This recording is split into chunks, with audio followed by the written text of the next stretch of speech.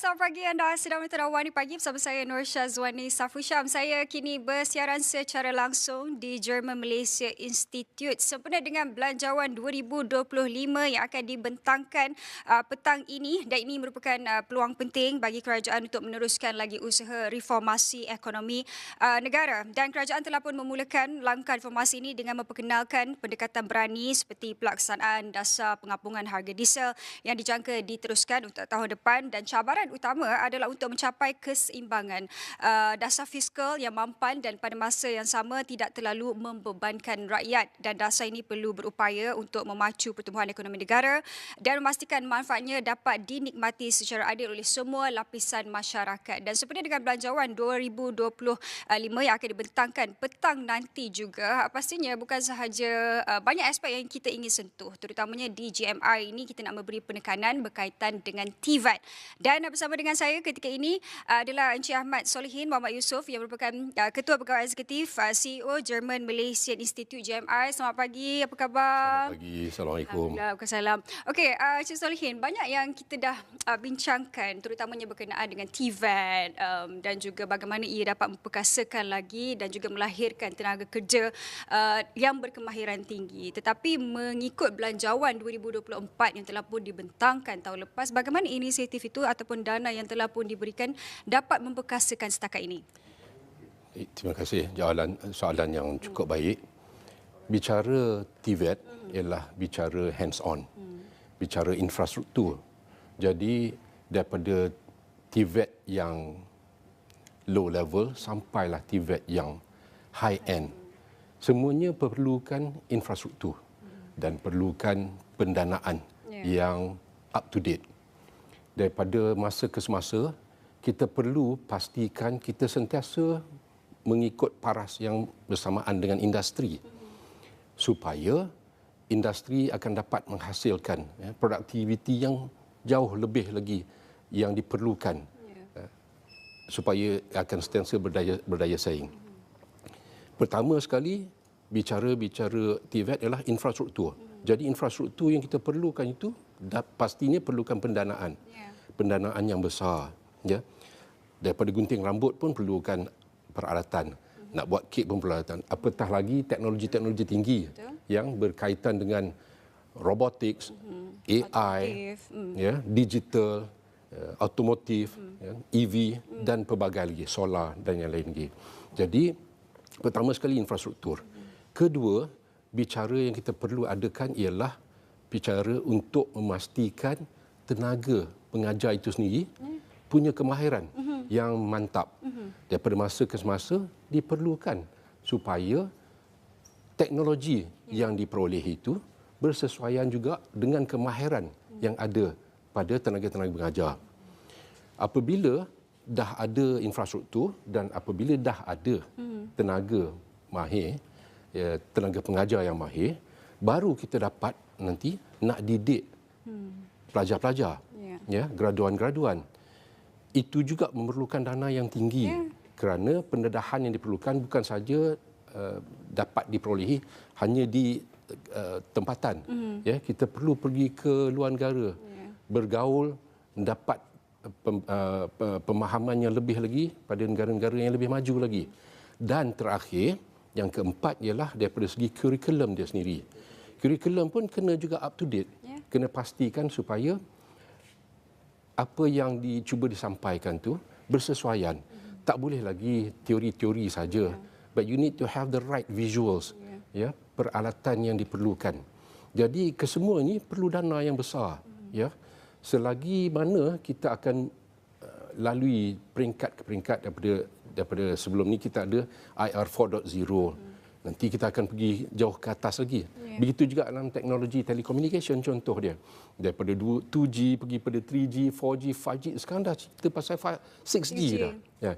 Jadi dana yang kita perlukan ni, inilah daripada belanjawan ni ya, pengharapan kita cukup tinggi sekali. Betul. Ya. Sebelum kita nak cakap lagi berkenaan dengan harapan yang akan dibentangkan terutamanya berkenaan dengan TVET. Okeylah, kita nak recap jugalah. Untuk belanjawan 2024 sebanyak 6.8 bilion diperuntukkan untuk pendidikan di bawah program TVET sendiri bagi belanjawan 2024 yang pastinya tujuan utama adalah untuk membangunkan bakat tempatan baharu yang berkemahiran tinggi. Dengan sejumlah dana yang besar ini, bagaimana GMI juga memainkan peranan yang sangat penting dalam melahirkan graduan ataupun tenaga mahir? GMI ditubuhkan berdasarkan kepada product based learning. Ya, infrastruktur yang kita ada itu memang keutamaan yang pertama sekali kita ialah untuk pembelajaran. Lebih daripada kapasiti itu, jika ada lagi, kita boleh manfaatkan untuk industri juga. Daripada segi buat research dia, daripada buat dia punya mini trials dia, mungkin juga mini production sekali. Hubungan akrab dengan industri itu cukup penting. Kita perlu pastikan pendanaan yang telah disalurkan oleh kerajaan untuk kita sentiasa berada di tahap yang tertinggi dan yang terbaik itu. Industri juga perlu mainkan peranan yang penting di situ.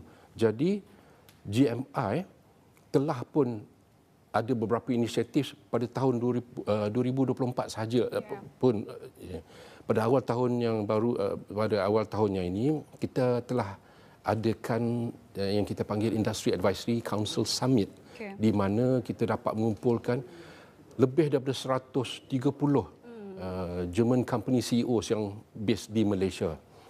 A few of the German company chairmen actually flew in daripada luar negara, daripada merata tempat daripada Germany.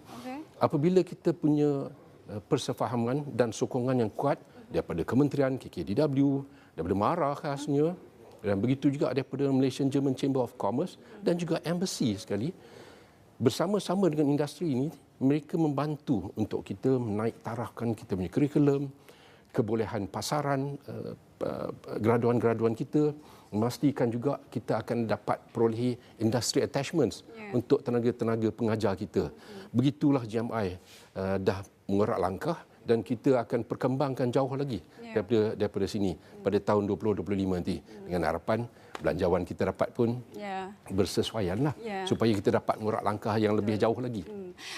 Itu pastinya pengharapan juga untuk terus ke hadapan dengan dana yang telah pun dibawakan tahun lepas. Mungkin tahun ini adalah sedikit peningkatan mungkin sebab selepas perkara yang diumumkan dalam belanjawan itu, dana yang telah pun diperuntukkan, ada lagi dana tambahan juga yang diumumkan susulan daripada itu. Jadi bagaimana GMI juga akan memastikan bahawa kurikulum yang akan ditawarkan ini selari dengan apa yang mungkin tenaga kerja perlukan dan juga dengan teknologi yang baharu ketika ini. Kita tahu juga GMI menyediakan pembelajaran dari segi automotif dan juga teknologi. Jadi bagaimana perkara itu juga dapat dikembangkan? Daripada segi engineering ataupun teknologi, banyaknya perlu ada face-to-face punya program. Sebab dia, kaedah pembelajaran yang paling baik sekali ialah 30% tu kita belajar teori dulu. Kemudian sebaik habis saja teori 30% tu, kita pergi kepada machinery, equipment, facilities, the vehicles itself, kan, all the robotic arms yang kita ada.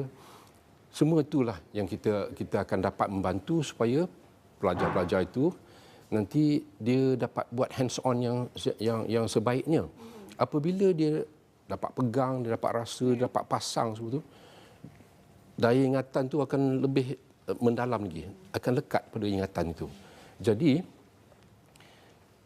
itu bicara tentang engineering punya programs. Ada juga program-program yang mana kita boleh buat online, kita buat hybrid, kita buat secara sampingan. Jadi program-program ini kita dapat tak perlu ada physical punya interaction, ya, sama ada daripada sebarang bentuk media yang kita gunakan. Daripada sana nanti kita combinekan. Jadi pengalaman yang kita perolehi di industri, sama ada yang boleh dibuatkan demo itu di industri itu sendiri ataupun terutamanya buat di GMI. Kerana di GMI sendiri kita dah ada lebih daripada 22 advanced technology centers Yang 14 ni paling advance sekali yang kita ada. Antaranya yang kita punya cyber security punya lab yang boleh tunjuk all the real time punya world map with all the cyber attacks yang berlaku. Daripada mana dia pergi dan kepada mana dia akan ditujukan. Yeah. Teknologi ini semua sebahagiannya kita perlu ada physical interaction, sebahagiannya kita boleh adakan secara online.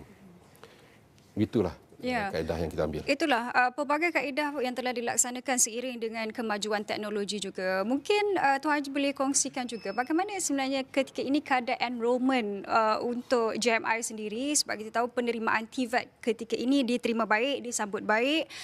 Enrolment untuk JMI dan juga bagaimana mungkin dengan pembentangan petang ini ia juga akan membuka peluang kepada golongan M40, B40 pula, Tuan Haji. Alhamdulillah. Daripada tahun 2023, kita bandingkan dengan tahun 2024 ini, untuk JMI secara khususnya, peningkatan kemasukan pelajar itu dah naik 44%. Okay. Satu jumlah yang cukup memberangsangkan. Kita patut berikan penghargaan kepada, terutama sekali kepada kerajaan, kepada Yang Amat Berhormat Datuk Seri Dr. Zahid Hamidi, selaku chairman untuk TVET Council. Kemana-mana juga saya perhatikan, kemana-mana juga dia pergi, dia akan kempen cerita pasal TVET. TVET tu jadi mantra lah untuk dia. Hasil daripada sokongan dia, begitu juga dengan pengurusi MARA, Datuk Wira, Dr. Ashraf Wajidi, dan juga pengurusan MARA. Begitu juga di kementerian, KKDW. Sebutan TVET tu tak lekang. Mana-mana dia akan sebut. Jadi psychologically the whole nation, especially the students dan juga warga negara yang berkehendakkan keperluan TVET ini, semuanya dah naik semangat. Bila kita buat macam tu dan kita berterusan, jangan berhentilah. Di GMI sendiri pun kita buatkan banyak kempen. Jadi berdasarkan daripada sokongan daripada kerajaan dan juga JMI sendiri, staf-staf kita, dia buat kempen mana-mana dia pergi, dia jumpa sanak saudara ke, anak-anak saudara ke, semua pun kempen juga. Di industri begitu juga, bila kita appoint kita Industry Advisory Council punya panels, yang terdiri daripada German companies, yang daripada Malaysian punya companies, kita ada Aerodyne, kita Sapura Energy, kita ada Automav, begitu juga macam German companies, B. Brown, Bosch Rexroth, Robert Bosch dan pelbagai lagi. Kesemuanya dia hantar dia punya pekerja-pekerja dia untuk upskill dan reskill lagi kebolehan mereka di GMI. Jadi secara tak langsung kesemua ini membantu untuk menaik tarafkan kemampuan dan kebolehpasaran, begitu juga di skilled workforce capabilities of Malaysians in comparison to the years prior to this. Okay. Sebenarnya banyak lagi yang kita ingin bincangkan, terutamanya dalam melahirkan graduan yang berkemahiran tinggi dalam bidang TVET ini. Tapi kita perlu berhenti rehat seketika. Kita kembali lagi selepas ini.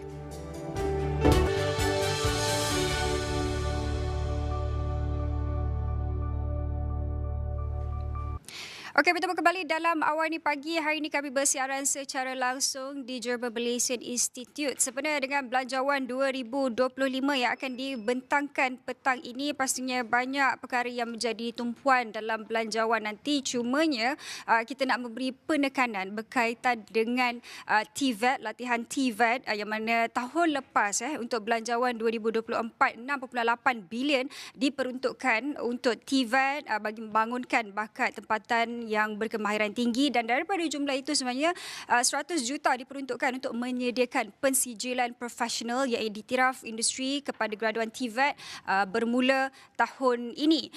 Dan untuk bercakap lanjut berkenaan dengan perkara ini, kita bersama dengan Ketua Pegawai Eksekutif JMI sendiri, Encik Ahmad Solihin Muhammad Yusof. Banyak yang dah kita bincangkan tadi, Tuan Haji. Cumanya untuk TVET ini kita tahu untuk melahirkan graduan ataupun bakal pekerja yang berkemahiran pendidikan tinggi. Kebimbangan utama ketika ini adalah bagaimana juga TVET ini dapat melahirkan graduan yang ada soft skill dalam kemahiran apa yang dilakukan mereka itu, Tuan Haziq. Baik, seperti yang saya sebutkan awal tadi, kaedah pembelajaran kita ialah 30-70, bermaksud 30% itu teori, lebihannya itu 70% itu ialah daripada segi hands-on. Yeah. Bila kita sebut hands-on tu, tak semestinya dia kena pegang minyak sahaja. Tapi kita akan pastikan juga kebolehan pertama sekali ialah presentation. Yeah. Bagaimana dia bersuara, bagaimana dia menyampaikan hujah-hujah dia, pemikiran dia, buah fikiran dia sendiri, dan juga supaya message yang dia sampai itu dapat send across, dapat difahami oleh mereka-mereka, can be delivered. Jadi presentation itu cukup penting. Tak kira lah sama ada dia dalam berbahasa Melayu, apatah lagi di GMI ini bahasa Jerman cukup penting. Sebab dia apabila dia dah jadi graduan nanti, apabila dia bekerja, penggunaan bahasa dia, terutama apabila dia berada di Germany nanti, bahasa Jerman itu cukup penting sekali. Dia perlu penguasaan yang cukup dalam. Sebab dia manuals dia, dia punya peers, kawan-kawan sekerja dia, bosses dia, semua dia akan menggunakan bahasa Jerman. English is definitely, I think. English ni you tak boleh lari dia mana-mana. Sebab dia kadang-kadang, even the Germans pun dia cakap English juga. Presentation dia semua penting. So that's number one, presentation. Number two, pada penghujung sesi pembelajaran dia di GMI, kita panggil ada final year punya project, FYP. FYP ni kita pecah pada dua. Satu, individual punya presentation. Ya. Yang kedua punya teamwork. Ya, group punya presentation. So they have to mix around, dia kena pergi pada industri, dia kena communicate juga dengan all dia punya peers dan juga lecturers dia. Projek tu nanti dia kena persembahkan. Kalau dia tak reti nak bercakap, kalau dia tak faham apa sebenarnya yang dia buat, how can you get the message sent across? Ya. Begitu juga soft skill yang lain yang kita perlu ada ialah tak semestinya you jadi bookworm. Ya. Saya ambil contoh di GMI ni, salah satu daripada kelebihan yang kita ada, one of our students actually an Olympian, a representative of kita punya archery punya team ke Paris punya Olympic baru-baru ni. Jadi that is a significant step that we have. For that reason, sebab itu di GMI ni kita tengah naik taraf kita punya padang. Padang bola yang kita ada, kita akan convert, kita upgrade kan jadi sintetiknya soccer field, siap dengan lampu sekali dengan fences dia. Kita ada futsal punya padang juga sintetik, dan kemudian kita ada satu section untuk kita punya archery punya team supaya kita boleh hasilkan lebih ramai lagi Olympians. Bukannya jago kampung saja, but you can go as high as to the world standards. And paling interesting sekali ialah selain daripada itu, kita juga ada satu golf simulator. Ya, kita siap, insya-Allah lah kita akan siap. Kita sedang berusaha sekarang ni. Kita baru dapat je kelulusan daripada pihak-pihak berwajib. InsyaAllah kita akan mulakan kita punya projek nanti. Mudah-mudahan pertengahan tahun depan kita akan dapat manfaatkan semua itu sekali lah.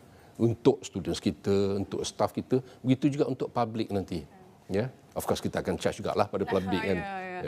Itu berkaitan dengan soft skill, tapi Encik Solihin, kita bercakap juga berkenaan dengan kerjasama yang dilakukan bersama dengan pihak industri.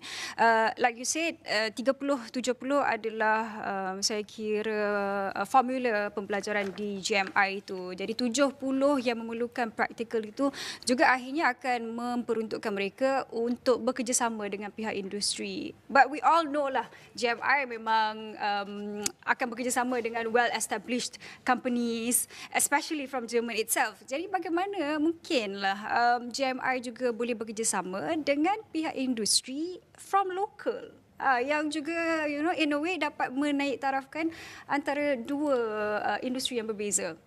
Banyak kalau saya nak cerita yang ni, tapi saya ambil yang paling terkini sekali. 2 hari lepas, saya berada di Melaka. Ya. Pihak GMI cukup berbesar hati. Kita bangga kerana dilantik oleh Kerajaan Negeri Melaka melalui Melaka Corp, MCorp, sebagai peneraju utama dalam semua juga keperluan training dan juga upskilling dan reskilling untuk semua German companies that are based in Melaka. Untuk pengetahuan, kerajaan di Melaka ada peruntukan, kalau tak silap saya lah, 642 acre sebagai an expansion punya project for all the German companies that are based in Melaka. So I managed to meet all the German companies, but besides that, kita juga ada kita punya local companies yang buat expansion di Melaka. So we are so honoured to be appointed as a partner. Now, satu lagi yang paling terbaru sekali ialah at the same premise where we had our MOU signed with the Melaka State Government, we also signed an MOA, Memorandum of Agreement, dengan satu pelopor yang besar di dunia, Volkswagen Group. Okay. Ya, Volkswagen Group dah tawarkan, dah bersetuju pun dengan kita untuk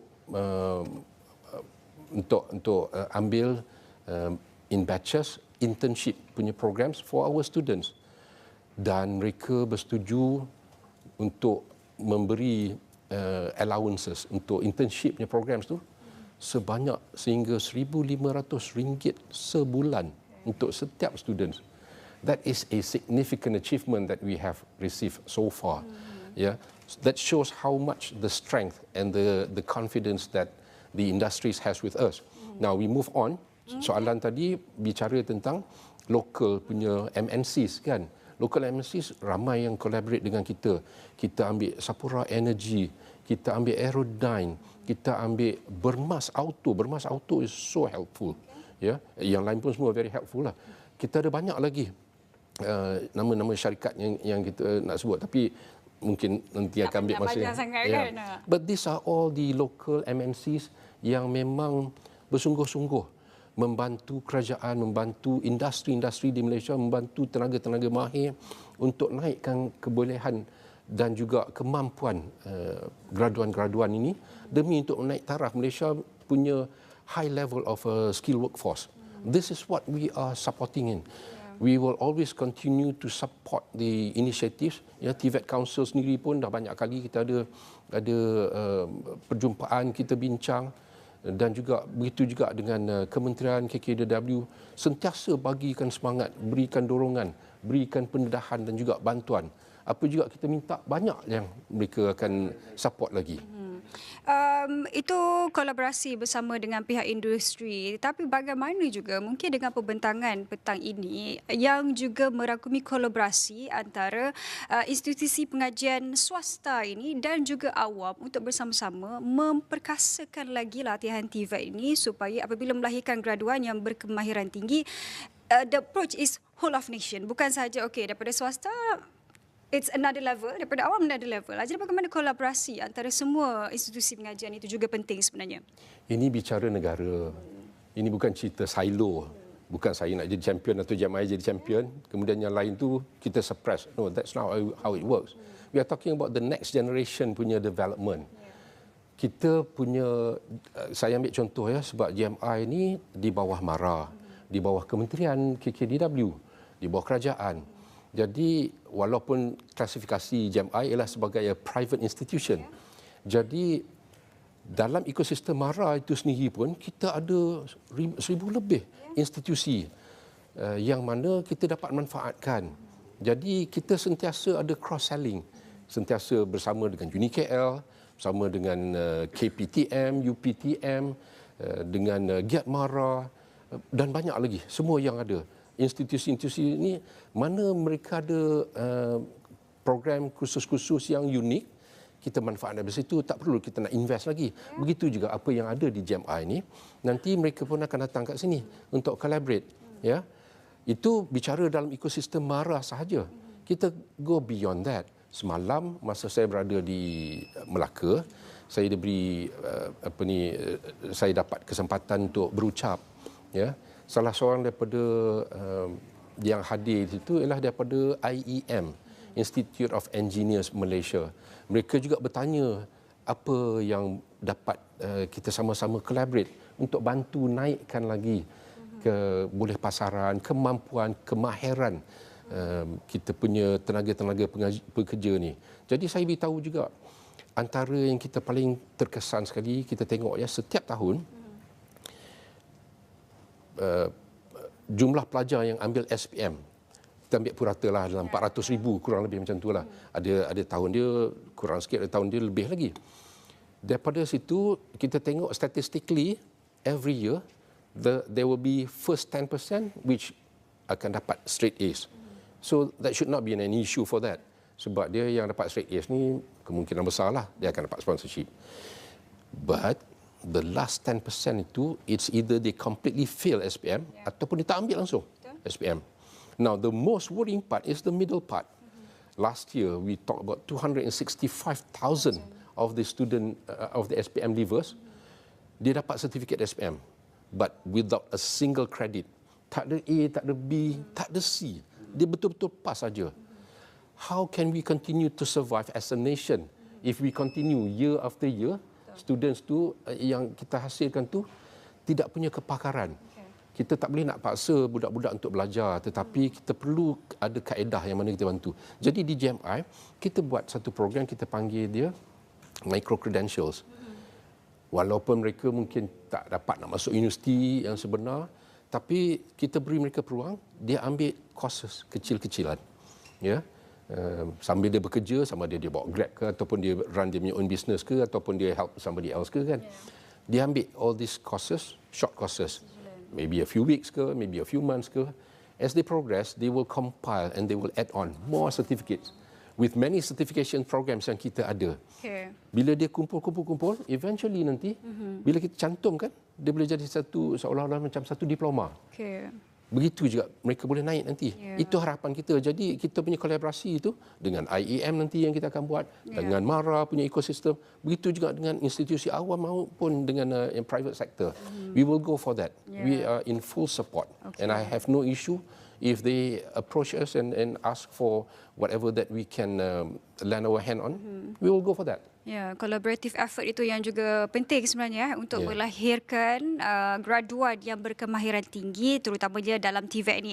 Okey, terima kasih kita ucapkan kepada Tuan Haji Ahmad Solihin Muhammad Yusof yang merupakan Ketua Pegawai Eksekutif German Malaysia Institute JMI dalam bercakap berkenaan dengan bagaimana sebenarnya untuk memperkasakan latihan TVET ini dan juga melahirkan graduan yang berkemahiran tinggi sempena dengan Belanjawan 2025. Banyak lagi yang akan kami kupaskan dalam jam 8.30 nanti, terutamanya berkaitan dengan TVET. Jadi teruskan bersama kami dalam 8.30 pagi nanti. Sekian, saya Nur Syazwani Safusyam. Kita jumpa lagi.